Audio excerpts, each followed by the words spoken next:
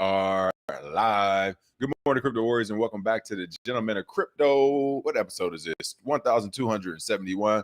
Today is Friday, December 20th, 2024, and I'm King, here to bridge the gap between community and crypto every day, Monday through Friday at 10ish.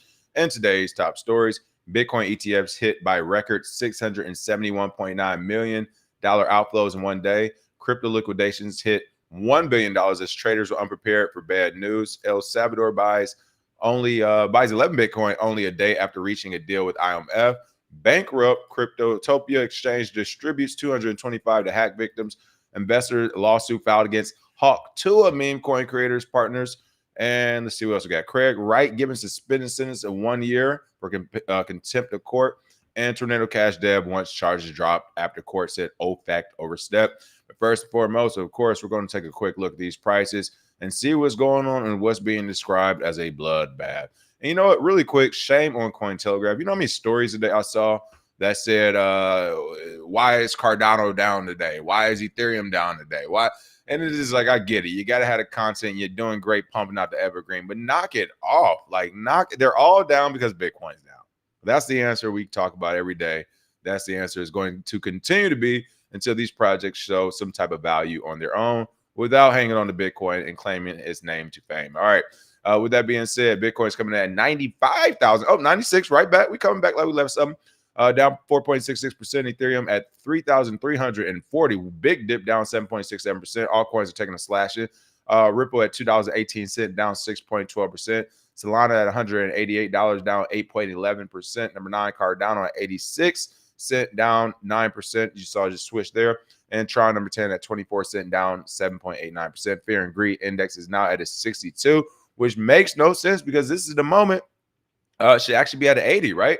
When the prices are down, when you get a dip, everybody was talking about altcoins. Everybody wanted that those good altcoin money in cycles. Like, this is the moment you actually get altcoins. Bitcoin dominance is now at a 57.7. So once again, when the market shakes, we're seeing that again, even at a 100K price point and a 10% slippage. We're seeing the market revert right back to Bitcoin. It was just at 55% the other day, and we're back up to 57. Ethereum dominance at a 12.21. So all is well in the world of crypto as people learn what the healthy market looks like and what retracement looks like as well. So this is all good news. With that being said, give some quick shout outs. What's going on? Satoshi Slim, Alapio, Sachimoto Black, Credit K, Let's Square, Alkiwla, what up, though? Who else we got? JD Benson, Birdtown Music Group, JB Hyben, Bitcoin Shango, Zyro. Good morning, good morning, good morning. Alapio, what's going on? What's the word? Good morning, everyone, and welcome back to the show. Before we get started, let me go ahead and throw the link to the chat in the chat, the link to the show in the chat. Feel free to call in if I got something wrong. You want to announce something, you want to talk about something, feel free to call in and let it be known. Let's go ahead and call in if you want to say something. All right, just pin that message. Let's get the show rolling. A lot to go over today, a lot to do, and let's go ahead and get it rolling. Top story of the day. I want you all to key in on something here. I found this interesting. Top story is Bitcoin ETFs right here. Hold on, Bitcoin ETFs hit by records 671.9 million outflows in one day. Now, first and foremost, if you've been following me these last few weeks, really since ETF started, I think you could say how to do this. I just got this new Apple mouse. I'm trying to figure out how to make this thing zoom in or whatever. It's like a way to do it. There we go. Okay, I forgot. It's like a gesture. It's not an actual touch. Let me work on this. There we go. There we go. Work on this right quick. There we go. There we go. There we go. Shout out this magic mouse. This thing is amazing. But one thing I want to key in on is since this ETFs and ETPs and all this other stuff was starting, and we actually started to identify that, hey, these people are controlling you. Remember this last few weeks? I've been screaming this last few weeks. These people now control 10 to 15% of the market. I've been screaming that. You cannot say I've been saying that on this show, that these people control at least 10 to 15% of the market. So that's one thing I want to throw out there. Second thing, have you noticed we're only getting these stories on Friday? So again, I understand what's happening throughout the week. They might be settling on Thursday, Friday morning on the East Coast. We're seeing on the West Coast. I understand the probability of why. It's the end of the work week in the U.S. But I just want to key in on that. We're always getting this news on a Friday. And I know for a fact because it's been at least 2 or 3 times where I've said, hey, they just said they had the most ETF inflows or outflows. We got the news on a Friday. We have to wait for it to be realized on a Monday. So with that being said, they're saying this is the worst. Well, let's get into the story because we might not be done with this dip if the weekend gets worse. Bitcoin ETF saw a record $671.9 million outflows on December 19th, coinciding with Bitcoin's price dip and market-wide liquidation. So I would say without the strong institutional inflow in general, this is probably where the price is going to be at. The good thing about it is that the moment they actually, again, I told you, all they're doing is moving the same portfolios, people. They're moving these same multi-million dollar, multi-billion dollar portfolios of assets under management that they have. And they're just playing with them. Go here, go there. We go to steel, we go back to Bitcoin. As soon as we go to Bitcoin, like I said, we leverage trade, we'll make some money going long, then we'll sell it and we'll go short or whatever. Like, so they're just playing this game. It makes sense to kind of start seeing this more and more. But again, this is a new trend we have to pay attention to. ETFs, institutions, they're accounting for at least 10%, 10, 12 to 15%. And if they decide to pull out everything one day or one night, we will see the market react to it. That's all that's happening right now, which means they do have a way to manipulate it at a small level. According to Farsight Investors data, the biggest outflows came from Grayscale GBTC, shedding $208.6 million, followed by ARK Investors, ARKB, which fell $108.4 million. Also, I want to point out, this is how you know these folks are buying and holding, and they're not like some expert traders, because there is no expert trader out there that will take this type of loss. I don't care if the numbers come back and they was like, well, technically it's only 6% of the whole portfolio. Don't matter. It's still 200 million. I don't see any trader with accounts as big saying we taking this L. Honestly, we've been in volatile situations. We've been in a volatile space right now, passing 100K, trying to get to 120. I said it might not be a walk in the park, even though we have had bursts of capital kind of get pushed into this space through institutions. It wasn't like a natural thing to even happen. So we might finally be seeing that. But with that being said, you would think they'd be prepared for any type of dip or some type of dip, or they'll have sales signals on some of these things. Because again, no matter how you call it, that's still 208 million that was wiped. Even if it was like a measly 3% or something, it's like still 208.6 million. The fallout of these outflows line with the decline in Bitcoin's price as it hovered around $96,409 and coincided with more than $1 billion being liquidated from the market in 24 hours. That's right. I won't cover it, but that was another story headline I saw. Over $1 billion was liquidated. So shout out to Discord. I can't remember who was in the Discord asking about, hey, should I be trading Bitcoin in general? My thoughts on trading Bitcoin, if you're not going to margin trade, it's not really worth trading it right now, because you could really get caught into just recently a lot of people got caught up. Bitcoin was just at 60K, right? Like 60, 50, 60K, and then boom, we're at 100. So you definitely don't want to get caught when it pumps and you've sold or jumped into stables. I say it's only really worth it if you are going to margin trade. You're going long and short. Now we're talking. You're going 5 times, 10 times margin. Like, to put it in Bitcoin terms, essentially, let's say you have 1 Bitcoin to trade. Well, on these margin platforms, you say, let me go times 5. All of a sudden, I got 5 Bitcoin to trade. Overnight, instantly, you just go from $100,000 market maker. What's the word? Essentially, I can't think of the word, but essentially, you go from $100,000 tab, or the ability to spend that much credit, I should say, to a $500,000 credit, to a $1 million credit, right? Now, granted, if you do it the wrong way, that thing slipped a few dollars in the wrong direction, you could get liquidated quick. But to me, that's how you really make a lot of money, just trading Bitcoin specific. And that's what people do, which is why you see these liquidations. Of course, it's not all just Bitcoin. There's definitely some altcoin leverage plays going on there. But there is a lot of Bitcoin leverage plays going on both directions. And it looks like everyone kind of got slapped at the same time. $1 billion liquidated. We've seen these type of numbers before. It's always crazy to see, but it continues to happen. I did actually have the story. I can remember. Crypto liquidations hit $1 billion as traders were unprepared for bad news. A crypto analyst said we are yet to see the Santa rally the market has been hoping for after the $1 billion was liquidated in the crypto markets in just 24 hours. I actually disagree with that.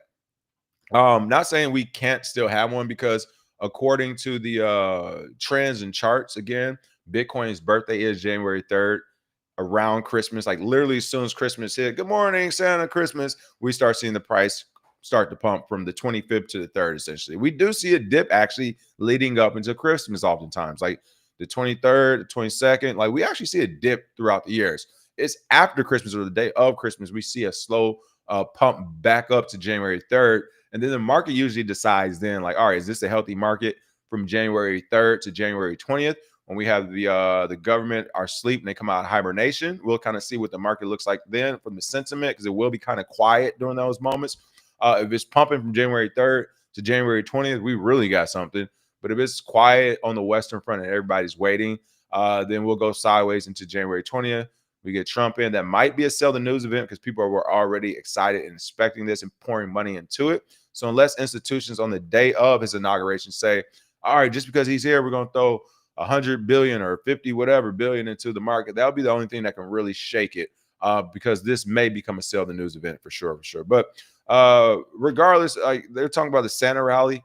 We've had a good couple of months right now. So it wouldn't be far-fetched to think we don't get a Santa rally, that the charts do change this year. Again, I'm going off the charts. They haven't changed year by year, but it wouldn't be a surprise because I don't think there's ever been a year outside of 2017 where we saw this type of pump happening leading up to Christmas. And if you remember 2017, it was the same thing.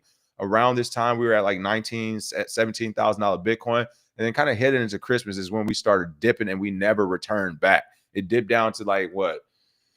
It was like 18, 17. I think by the new year, it was like almost at 16, 15. Then we started going into 2018 at like 14 and some change or whatever. And it just never returned. We went to that 2-year bear market. So I will say, be on the lookout. Those can come at any time, especially right now.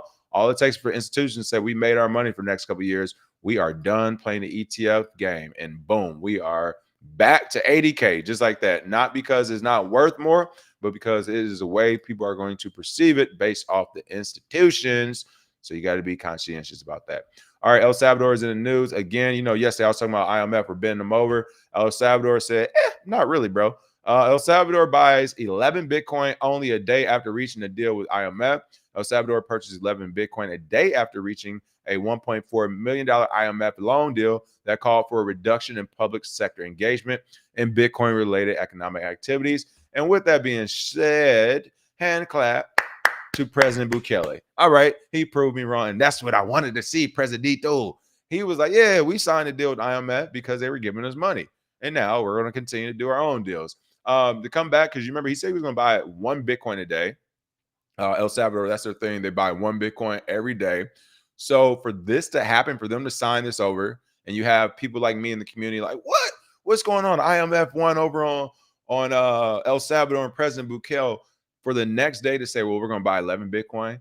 That is the biggest signal of signals that I've seen that, no, we're Bitcoiners and we're here for the actual ethos, but we will play the game if people are handing out money. So I am with them on that. I've done it here on this channel before. You all know when I give you heads up like, hey, tomorrow we'll have a sponsor, wink, wink. I would definitely do my research on these people because I don't know, folks, wink, wink.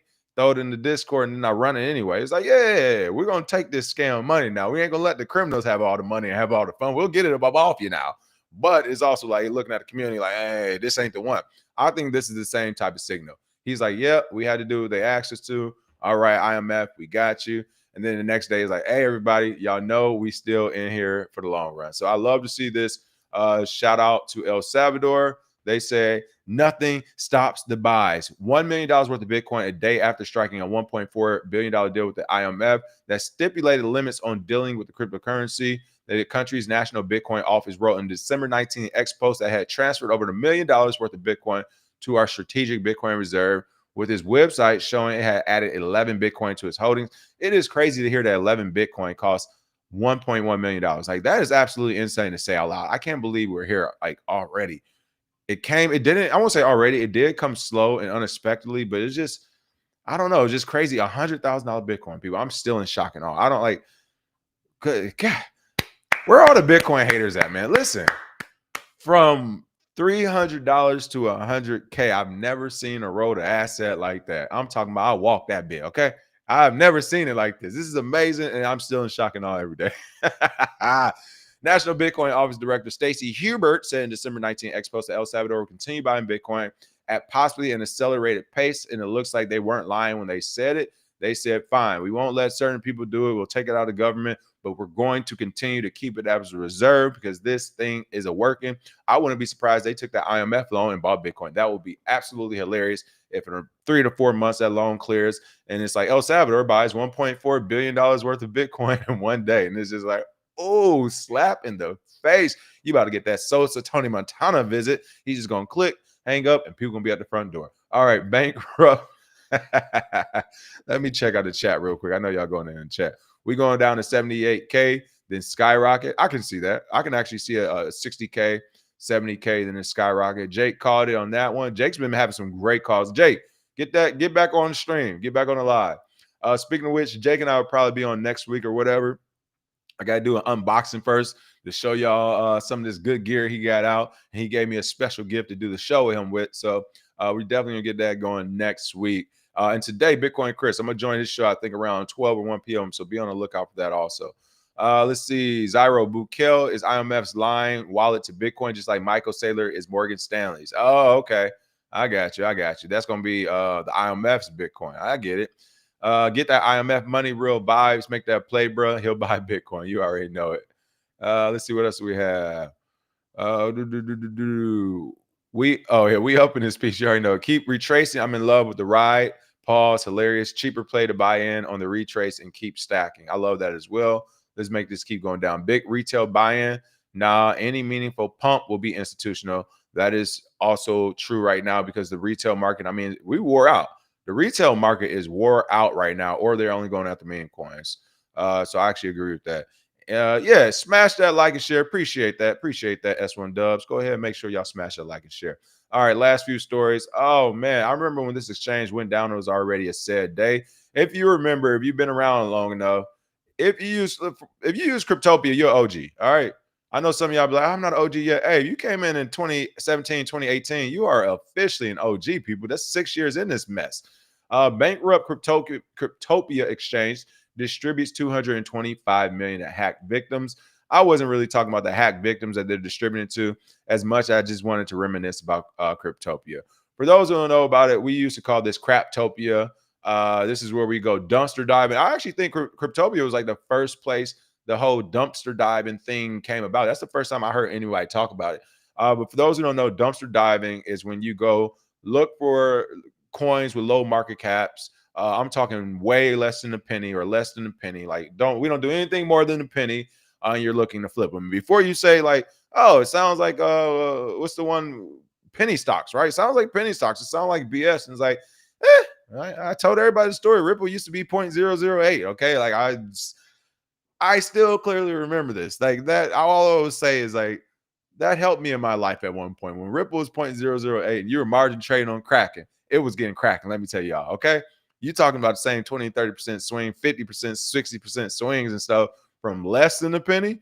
Oh my goodness. I'm talking about Mastros every day, steaks and macs and cheeses. Oh boy, we was everywhere. Everybody says, what happened to your money? I'm like, y'all ain't seen my life the last 6 or 7 years. Okay. I'm talking every day. It was amazing. But seriously, that's like the cool thing about this space. Cryptopia was a place that only carried tokens like less than a penny. If it was a token on Cryptopia that was more than a penny, everybody's like, wait, what's going on here type of deal. All right. It was the dumpster diving capital of crypto. It was so much fun going on there. So many interesting characters, so many degens, like everybody up late night on Cryptopias and Bitcoin forums and stuff. So it was a time to be alive. Definitely a 2016, 2017 thing for the most part. And after that, they fell off. Liquidators of the bankrupt. You know what? The best way I would describe Cryptopia, imagine if BNB smart chain, imagine if Binance's smart chain or BSC. Imagine if BSC was an actual exchange. Like that is what Cryptopia was. Imagine if Binance Smart Chain with all the scams and the craziness and the pump and dumps. Imagine if that was the exchange itself and you have Cryptopia. It was like, you talk about Wild West, people. It don't get no more wilder or Western than this. But liquidators of the bankrupt crypto exchange Cryptopia have started distributing millions to users affected by a hack that took place almost 6 years ago. Almost 6 years ago. And again, this is what I talk about when I talk about these lawsuits in Los Angeles, where I'm like on the low, like I'm batting 3-1. I got all this going on. It's like, I'm telling y'all, these lawsuits take years. They take years. Now, the good thing about it is if you got a bunch of them moving at once and you're working, then it's almost just like stimulus package just coming through, little stemmies. It'd be like 6 years later, hey, here go 10, 20, 40K for you. You're like, what? You remember that case? Yeah, we still been billing these people because these people are still getting billed. But again, 6 full years later, for those who forgot about it, Cryptopia is back. Liquidating firm Grant Thornton on December 20th announced the start of distributions to more than 10,000 verified account holders affected by Cryptopia's hack in 2019. A couple of things about that. First of all, like, oh my goodness, the people who got caught up in this hack were supposed to get caught up. And I don't mean to be mean about it, but here's the deal. After everything I just described about Cryptopia, does that sound like a place you want to have a verified account? Not only no, but hell no. People, you are asking to be hacked, sued, or hacked, scammed, and everything else in between if you verified your account in Cryptopia. Hell no. I ain't gonna let them degenerates know who I am and where I live. Are you kidding me? No, who are these people? I'm not gonna let these people know my real information. Did I not just tell you it was a full of like less than penny tokens? You think that is a market where you just want to have all your personal information flying around, or does that seem like a market where it's just anything goes? Like, so my thing was this. For one, if you're one of those people who verified your account on Cryptopia, it was just like, damn, I wish you would have found our show. Like, I wish you would have found the show because that was the biggest. I would rather you be on Coinbase 24/7. The second thing about this is 2019. Like I said, the party was over for Cryptopia for sure. Like for sure in 2018. Like it was over in 2018. It was beginning to end. Like I would say by the summer of 2017, the party was beginning to end. Like it was a lot of stuff going on with them. There was a lot of scams and stuff on there as well.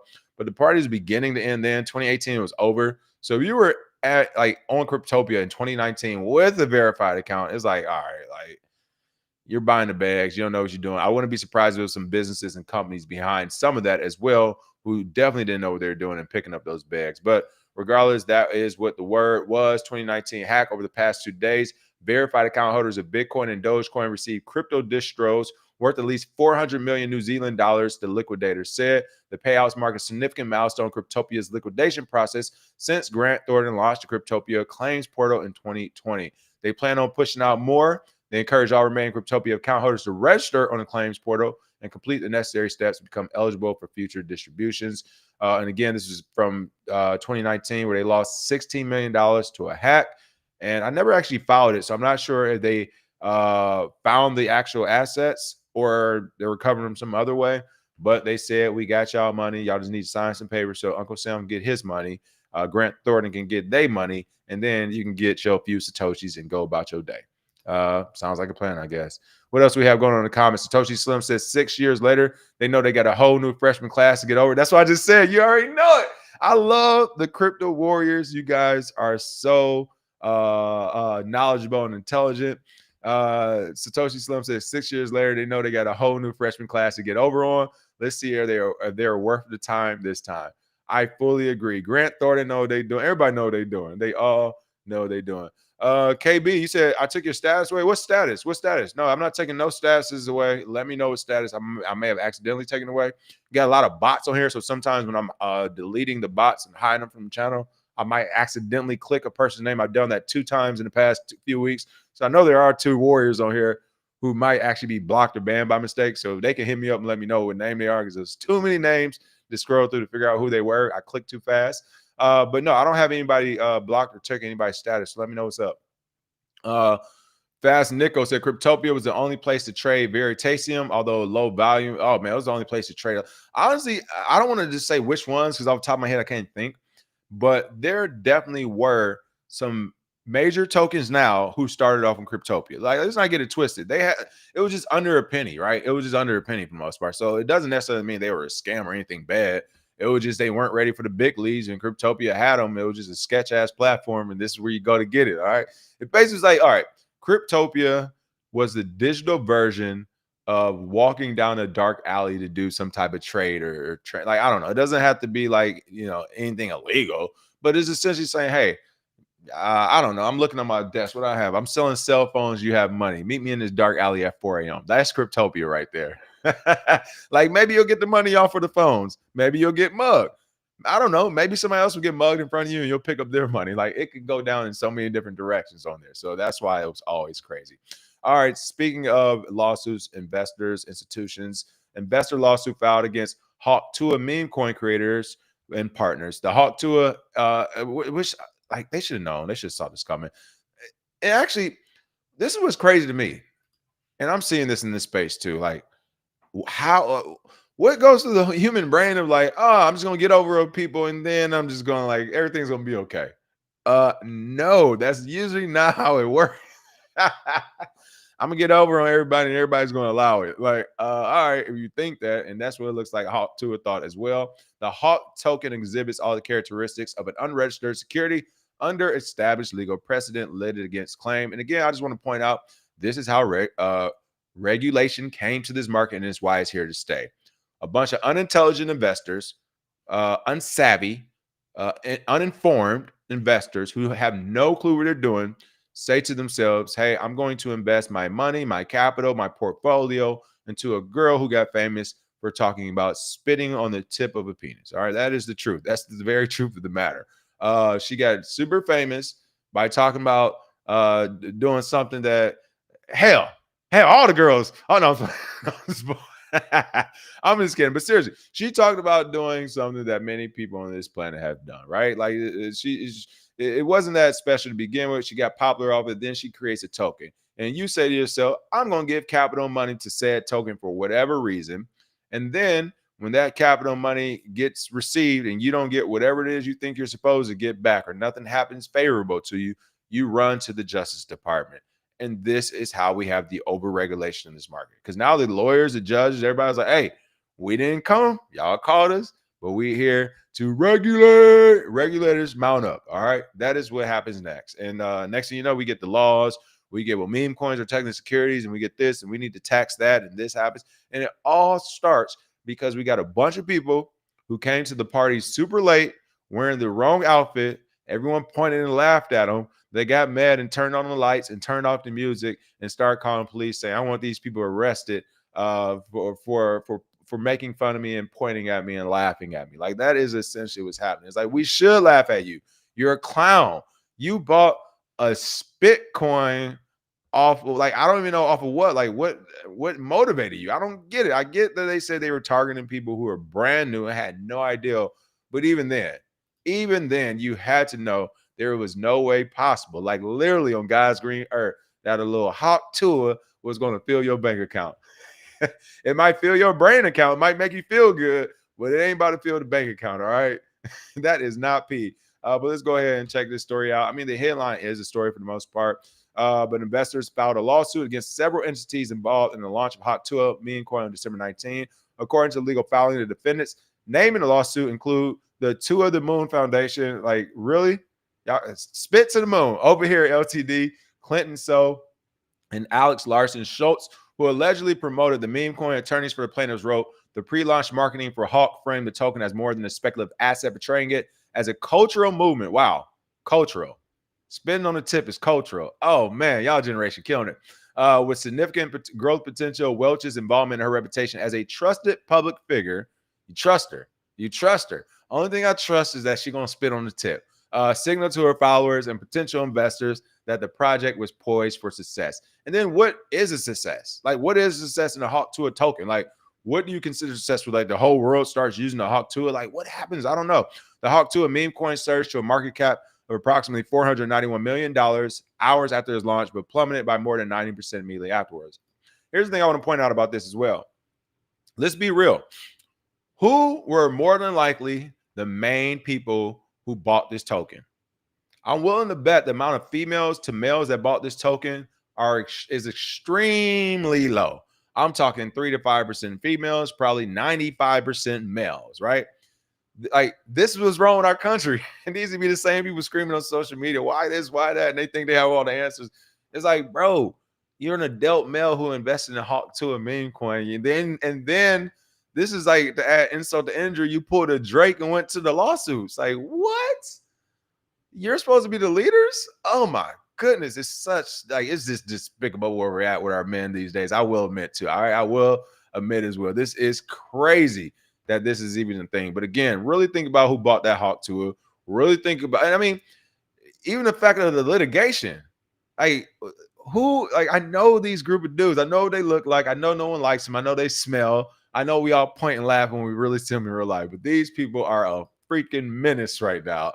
All right, Craig Wright is back in the news as well. Craig Wright is given a suspended 1-year sentence for contempt of court. It looks like The screaming and yelling actually worked this time for Copa, I think it was, we were covering. The UK court ruled in March that Craig Wright was not Bitcoin creator Satoshi Nakamoto, but he continued to file lawsuits based on asserted intellectual property rights. We talked about that the last few days. Let's see if I can get him on the show to say something about it as well. Hey, something to do. Hey, I thought you weren't supposed to say that no more. And I was like, Australian national Craig Wright, who for years falsely claimed to be a Bitcoin's creator Satoshi Nakamoto, has been given a 1-year suspended court sentence in the UK for contempt of court. This is always weird to me. It's like, does he still live in Australia? I couldn't imagine living in the United States and like the UK or Australia or some other country is like, I got a suspended sentence, or I got like anything legally related. I'd be like, boy, if y'all don't go talk to my uncle about this, my uncle ain't gonna let me go nowhere. Like, what? This is not even a real conversation. I'm not even gonna play this game. Go talk to my uncle. Go talk to my Uncle Sam and tell him you're gonna take me up out of here to go serve and slave for y'all. He gonna be like, no, if he gonna be a slave and serve for anybody, it's gonna be us. All right. In December 19th hearing, Judge James Miller handed down a sentence to Wright for filing lawsuits against Bitcoin developers in violation of a court order. Wright faces 12 months in jail, suspended for 2 years after 5 counts of contempt of court and a $145,000 British pounds fine, roughly $180,000 at the time of publication. Again, my question is, does he go there? Does he go there? All right, quick story. Only way I was getting some BS tickets in college at one point. It was like my senior year too. I was like on the way out. I started getting BS traffic tickets and stuff. It was crazy. It's like ticket here for this ticket. It was just like some nonsense tickets. I didn't agree with them, but there was a few of them. Let's say I owed $300. Nothing crazy, but for a broke college student, I ain't have all that. Not paying y'all that. What I will do is leave and never return. This is which I did. I dipped out. I don't think Riley didn't see me since I left school. I might have went back one time, if that. But I was like, y'all ain't getting this money up off me now. Of course, years later, I didn't realize they could do this. It's hilarious. Had to be at least like, I would say at least 3 or 4 years later. I was like on deployment or something. One of my checks got garnished. I was like, oh, what the hell going on? I did on my dude. I was like, I had to take off everything. I was like, stop working. I was like an hour on computer on deployment trying to figure, wait, what's going on with my check? Like the government said they take money. And I did all my homework. I was like, oh, man, they took that money from 2010 from Raleigh. Like, I already know there's some traffic tickets that got like backed up, whatever. It was hilarious to me that the government took all those years, but they came and got their money. But that's the United States government. What is the recourse of the British government? Like, I highly doubt one of our companies or our government would say, like, yeah, you can go into their paycheck and just take their money, foreign country and entity. Like, no, hell no. So again, I ask, does Craig Wright go to the UK a lot? Like, I don't understand how it works, especially being an Australian citizen. He ain't in no weak ass country. He's in a pretty strong country. Australians don't play that mess over there. I don't know if y'all know, but they don't play that mess either. So again, I don't know how it's going to work, if he's going to pay him, whatever. But if it were me, I'd be like, well, it was good doing business with the UK. I guess I won't see y'all again. Like this, it's only one way you get that, and that's if you come to California or Detroit. Like it's not happening. Again, this is brought to you by Copa Crypto Open Patent Alliance, which filed a complaint against Wright over breaching a July court order to stop filing lawsuits against firms on the basis he was Satoshi. A UK court said in March that Wright was not the pseudonymous Bitcoin creator, and he essentially admitted it on his website in July after the ruling. Let me see this website. What do you say? Oh, they put it. Okay, it's a disclaimer they put on his website. They ran it on Cointelegraph. I thought they was gonna bring it to the site. He did that on July 16, emphatically stating that he is not the pseudonymous creator of Bitcoin, Satoshi Nakamoto. Hey, I'm with him. Why not put it on the website and then keep doing what you've been doing? Like he said, I'm riding this train out. Nobody's claimed it. We want to know who the real one is. And until he says something, he said, I'll do it for him. So Craig Wright, y'all. Craig Wright. Let me reach out to his folks this week or next week and see if I can get a line on him, get him in here. I almost had him in here one time. I did drop the ball, as I said the other day. So I'll reach out to them again to see if I can get him up in here and we can talk about what's going on and why he's letting these random foreign governments tell him if he's Bitcoin Satoshi Nakamoto now. I'm going to be like, Craig, I know you are, brother. I need you to say here on this channel from the world, not just city, but the world, Craig. Let them know who you are. Rep your set. All right. Last but not least, shout out to Tornado Cash for fighting back. Tornado Cash Dev wants charges dropped after court said OFAC overstepped. We talked about that when the courts came out and said OFAC was wilding. It looks like Tornado Cash co-founder, which I also said too, he should be pushing back on this.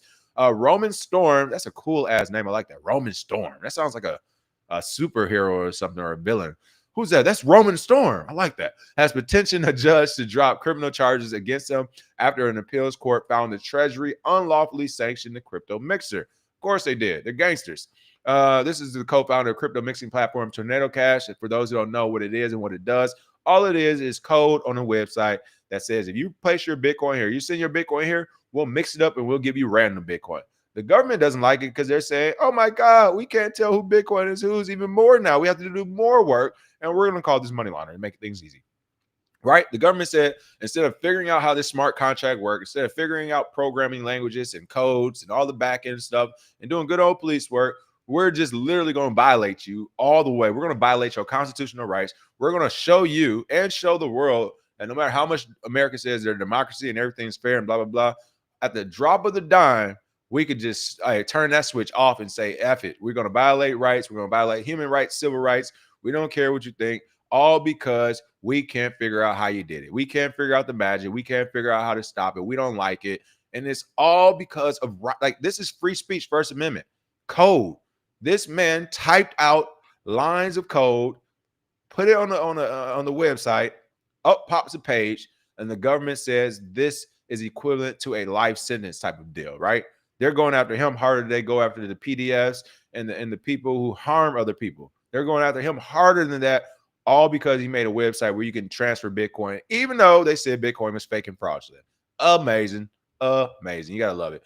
Shout out to Tornado Cash for fighting back. Storm said in December 18 motion in the Manhattan District Court that an opinion last month from the Fifth Circuit Appeals Court on a separate case fighting the Treasury's Office of Foreign Assets Control, OFAC, exceeded its authority in sanctioning Tornado Cash's smart contracts makes clear that all three counts of the indictment are fatally and legally flawed. And what's crazy about this is while he's arguing that in the Manhattan District Court, I'm sure the judge and everybody else in that courtroom wanted to start to laugh and say, hey, Roman, we know. Like, this is what, and this is the messed up part about like arguing, at least, or protesting the oppressor in this sense, which is the federal government, like from a litigation point of view, who's going after a citizen who's never done anything wrong, right? And that's where it's just like, how can we push back? How does a company push back in this space where you see OFAC kind of move forward and do what they want? Then you go to the same courthouse that already knows all the players at OFAC. You think the people at Manhattan District Court, they don't know the players in OFAC? They're not friends with them. They never went out to lunch with them. They're just, you're the one court case that they have. No, they know exactly what's going on and how it's going on. And to me, this is the bipartisanness of it, where one of them takes and the other one is like, oh, you weren't supposed to do that. And then you got the actual party going in and saying, yeah, your friend told me like you weren't supposed to do that, and I'm bringing it up to you. And then you're just looking and smiling like, yeah, I know. We talked about that. Like, so I don't know. To me, it's like a non-starter. It doesn't really do anything. I hope we see the flipping happen, but right now Manhattan is still being backed by Wall Street, all the banks. They don't like Bitcoin and crypto, so we shall see what happens. And again, even if they let it go, this is what I hate most, is that the damage is already done.